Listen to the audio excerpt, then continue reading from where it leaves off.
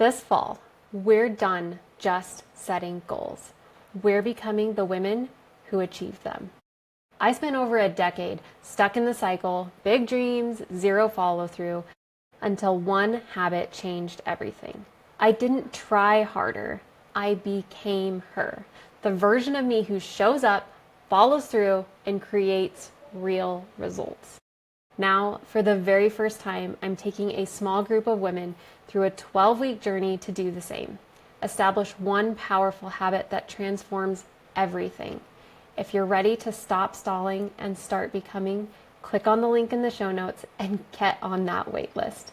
I totally love you, and I can't wait to send you that very first email.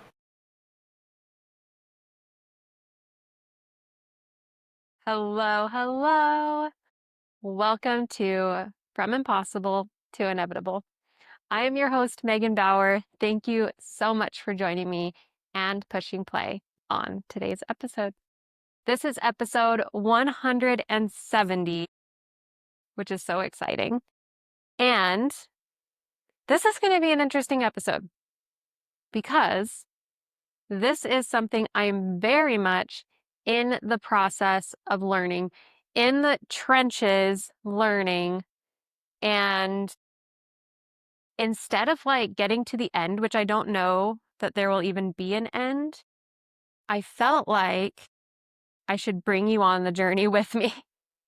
So this isn't something that I have totally figured out. This is something I'm in the process of figuring out. I'm leaning into it, and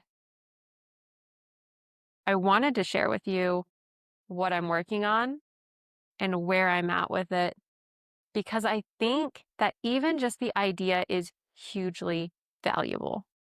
So I was talking to somebody the other day, and I was telling them about my podcast. I think they'd asked about the podcast. And when I talk about the podcast nowadays, it didn't used to be this way, but it is now. When I talk about the podcast nowadays, I light up. I get excited. The podcast is what the favorite thing I've ever created. I have created a lot of things. I have created so many things. I have always been a creator of things. Always. That's always been in my nature. But the podcast is like my very favorite thing ever. And she was like, that's so interesting. She said, I could never do that. Like, that would so not be the thing for me. And she's like, how did you know that you wanted to start a podcast? How did you know that this was a thing that you even would be drawn to? And I told her, I was like, honestly, I was kind of harassed by the universe to do this podcast. I'd be living my life, doing my things, and I'd be like, oh, that would be a good podcast episode, or man, I should really share this, or whatever. And I was kind of harassed by this idea until, I finally sat down and looked into what it would take to do a podcast, to have one. Jake had a podcast in 2021, I think. And he had done one for a little bit, and it was really cool and it was really fun and he had a blast doing it. And I remember thinking I can't even imagine doing a podcast. But I remember thinking that when he did his, and I don't think it's available anymore, but it was really good. And it was businessy, whatever, it doesn't matter. Anyways, I remember being like, I could never do that. But he planted that seed of, this is a thing that's possible, that this is a thing that can be done. And so then when I started being harassed by the universe that you should really do this podcast, I was kind of, and so I sat down with Jake finally and was like, okay, how do I do this thing? If I do this thing, how do I do this thing? And it was really easy, surprisingly so. And so I just got started. And if you go back to the early episodes, I don't know, I haven't gone back to the early episodes, but just because I know that things get better the more you do them, I'm sure they're not as great as they are now. And that's fine, because that's where I was and this is where I am now. So anyways, we're talking about this, and I told her I was just kind of harassed by the universe that I had to do this. And so I decided to do it. And over the course of time, over the course of doing it, over the course of it being continually important to me, I realized how much I loved it. And I realized how much it gave me life. I realized how much it lit me up. I realized how my energy felt during and after recording a podcast. This was something I started to notice a little bit. I think maybe it was last fall. I started to really notice this a little bit. I started coaching some of my friends like over Marco Polo. Marco Polo. And after I would get off of my recording for them, I would feel energized. I'd feel so lit up. I'd be like, man, I feel like I could go lift a car right now. I feel so good. Like, this is just work that I'm meant to be doing. Like, I love it. And I have a friend who calls me. She called me yesterday and it made my day. And she calls me for a perspective shift. She calls me for a different way of seeing things, a different way of looking at things. I said the same thing 3 different ways, but she calls me for these things to help her with whatever situation she has. And I love it when she calls me because I get to shift into this mode. I get to shift into podcast mode. I get to shift into coach mode. I get to shift into teaching mode, into helping mode, into this. I know a lot of things and I have this gift of being able to see things differently and this gift of being able to understand people and love them where they're at. And I have this desire to help them live good lives. And she gives me the opportunity to shift into that. And so do my other friends that I Marco Polo with. And so does the podcast. So as I was talking to this lady, I was like, my energy is just so good when I am engaged in the podcast. And of course, and in coaching and anytime I am in a role like this, my energy is just so good and I feel so good that it doesn't, I can just, like I said, I can go lift a car. I can handle anything. I can do anything. I feel invincible, right? So after that conversation, I started to think about this idea of energy being indicative of things that we should do, our life purpose, you know, work that we should be engaged in, projects that we should pursue, relationships that we should be pursuant of, like friendships or whatever, just like the people in your life, is this sense of energy. Like, what if your energy was a guideline? What if your energy was informing you? What if we made decisions based on if it energizes us, if it fills us up, if it lights us up, if it gets us excited, if it like totally is like a full body yes, versus this like heaviness, this drudgery, this obligation, this, ugh, I don't want to. Now, I'm not saying that we would live life in the high vibe, full body yes all the time. Really, I'm not. We still have things we have to do. We still have obligations we have to fill. We will still have days when we feel like crap and we just don't wanna. Like, that's part of it. I'm not saying that you're to get rid of everything. What I am saying and what I've been talking to myself about and what I am exploring, like I said, this is very much I'm in the process of is how do I incorporate more of the full body yes energy, the lit upness energy? How do I get more of that in my life? And whether that falls into like more in a day or more in a week, I'm playing with currently.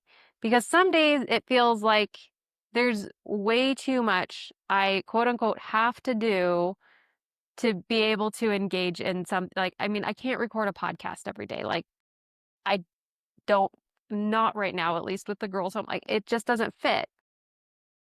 However, could I get on Marco Polo every day and like work with my friends? Maybe.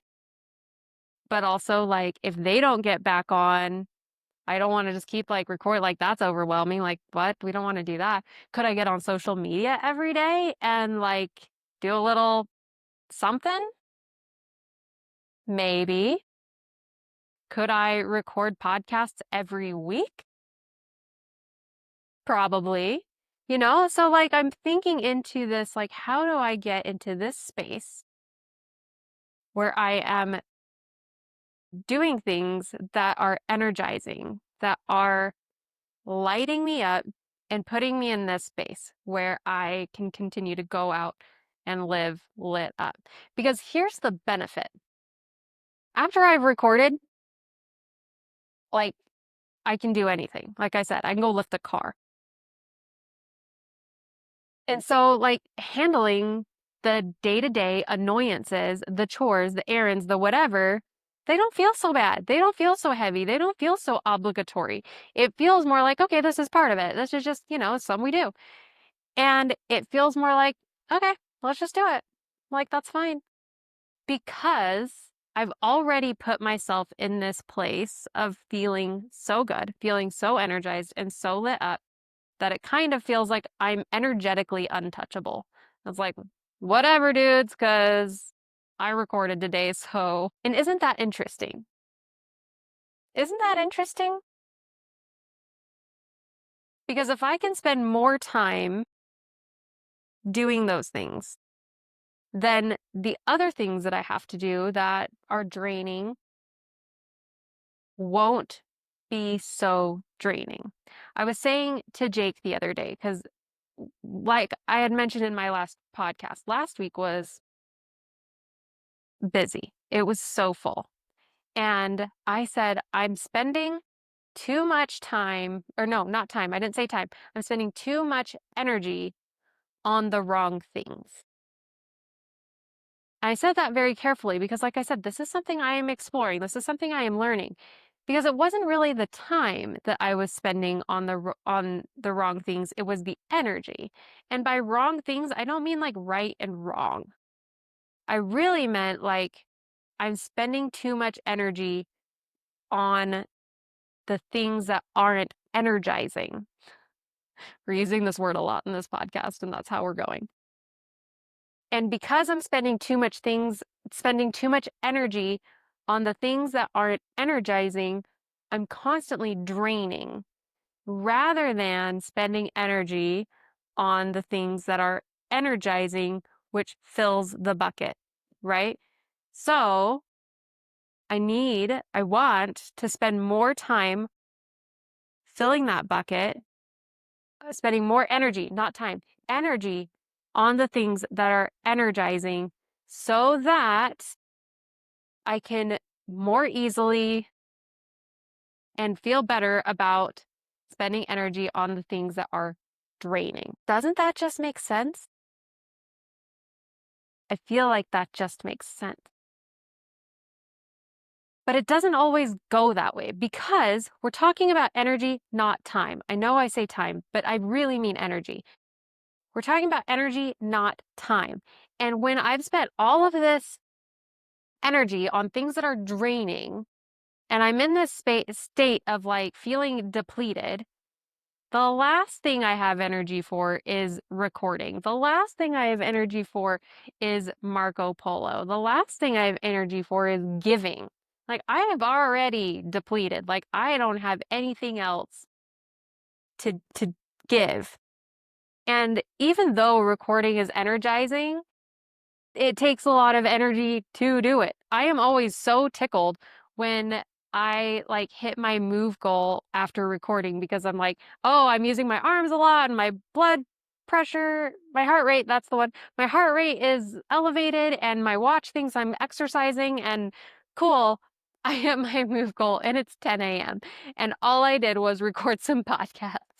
I always think that's hilarious, but that just shows like I am in it. I'm expending so much energy, but then I'm energized in return. I've got so much more to give afterwards. But if I'm already depleted, I'm not in a space where I can just like get up and just give, right? Like I'm not in a space where I can get up and give more energy because I don't even have energy in the first place. So now it's like I'm already depleted. All I have energy for are the things that absolutely must non-negotiable get done, which are usually like things that I don't want to do. They're usually the dishes, they're usually the laundry, it's usually stuff like that.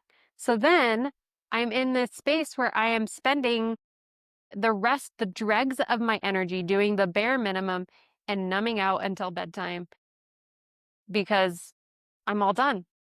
I'm all done. And that doesn't feel good. I hate feeling like I'm all done. I love ending the day feeling spent, like I gave it all and I'm ready to go to bed. But I don't love ending the day feeling like I'm all done.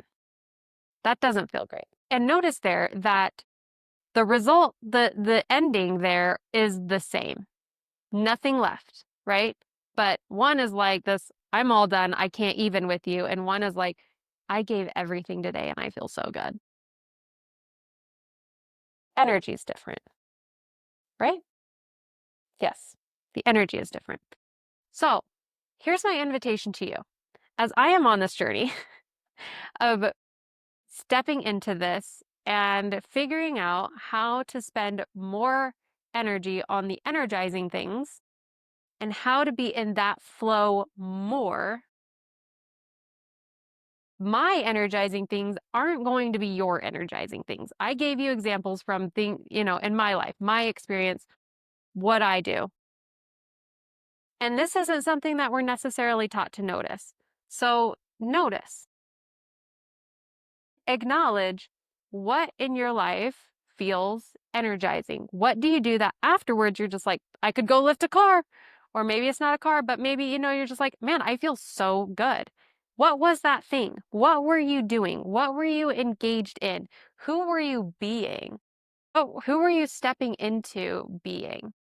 What was the situation? And maybe you have to dissect it a little bit because I have realized that it's not just recording the podcast. It's not just Marco Polo. It's not just, coaching my friends. It is who I am being. It is how I am sharing. It is how I am giving. It is the being. It is the being, honestly. It's not really the platform or the method or whatever it is. It's the who I am being that is energizing because I can go to lunch with my friends and I can step into this role and I can leave that lunch feeling like a rock star. Or I can go to lunch with friends and we can spend the whole time complaining and I can leave that lunch feeling drained and depleted and I just want to go home and take a nap. It's who I am being. So, and maybe that's the thing. Maybe that's what you look for. When you're feeling energized, who are you being? And when you're feeling drained and depleted, who are you feeling there? And the other part is like, how can you spend more of your energy doing things, being the person who does the things that are energizing, that brings in that energy, that elevates your energy? And I'm not saying abandon all of the low vibe things, the draining things. Not what I'm saying. I'm saying spend more energy. And if that's like 1% more, that's a win. That will help you feel probably more than 1% better. But more, just more. It can be a little bit more. Right now, I'm playing with the idea of what does that look like for me? Does that mean I get on social media and like record something? Does that mean I even record something for social media? Does that mean I get on Marco Polo with my friends more? Does that just mean that I open up my camera and talk to myself for 5 minutes? What does that mean? Just more. So the first trick is going to be identifying and it's going to be easier, I think, to identify the actions and then to identify who you're being when you engage in those actions. And then how can you be there? Bring in more of that into your life so that you live more in a state of that. Not all the time, just more. Okay, that's what I've got for you today. Isn't that such an interesting idea? I think it's so interesting and so cool. It's so cool that energy works that way. And it's so cool how we can choose to direct that, right? You can. Okay, thank you for joining me today. I totally love you. Until next time. Bye for now.